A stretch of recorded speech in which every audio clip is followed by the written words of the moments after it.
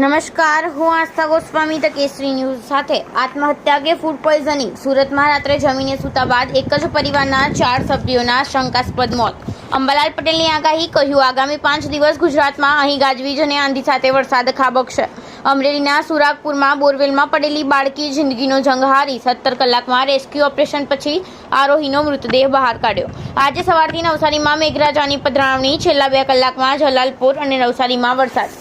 ઉજ્જૈન પોલીસે ક્રિકેટ અને online gaming સટ્ટાનો પર્દાફાશ કર્યો. 14.58 કરોડ રૂપિયા જપ્ત. નોટો ગણવા માટે મશીન બોલાવી પડી. 3 નવા ફોજદારી કાયદા 1 જુલાઈથી અમલમાં મુકાશે. કેન્દ્રએ તમામ મંત્રાલયો અને વિભાગોને નોટિસ આપી.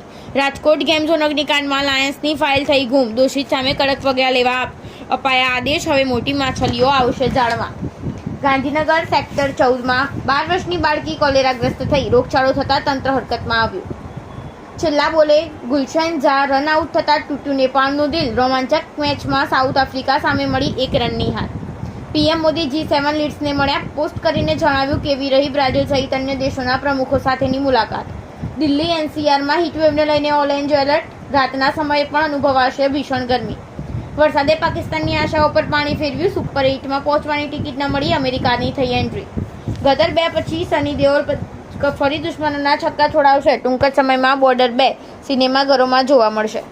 પહેલા પૂછાયા ખબર અંતર, પછી ભેટી પડ્યા વડાપ્રધાન મોદીએ પોપ ફ્રાન્સિસ સાથે મુલાકાત કરી, આપ્યું ભારત આવવાનું આમંત્રણ. G7 કોન્ફરન્સના આઉટડોર સેશનમાં વડાપ્રધાન મોદીનું નિવેદન, કહ્યું કે 2047 સુધીમાં ભારતને વિકસિત બનાવવાનો અમારો સંકલ્પ છે. નમસ્તે થયું ગ્લોબલ. ઇટાલીના વડાપ્રધાન મેલેનીએ મહેમાનોનું સ્વાગત દેશી અંદાજમાં કર્યું. કેશોદના ચિત્રીમાં ખેડૂત પર દીપડાનો હુમલો, ગ્રામજનોમાં ફફડાટ.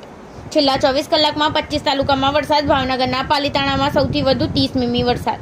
રેપર હની સિંઘે સોનાક્ષી સિન્હા અને ઝફીર ઇકબાલના લગ્નની પ્રતિષ્ઠા કરી, પોસ્ટ શેર કરી શુભેચ્છા પાઠવી. અજય દેવગણ તંબુ સ્ટાર ફિલ્મ ઔરો મેં કહા હૈ દમ ટ્રેલરનું રિલીઝ. 5 જુલાઈના રોજ સિનેમાઘરોમાં રિલીઝ થશે ફિલ્મ.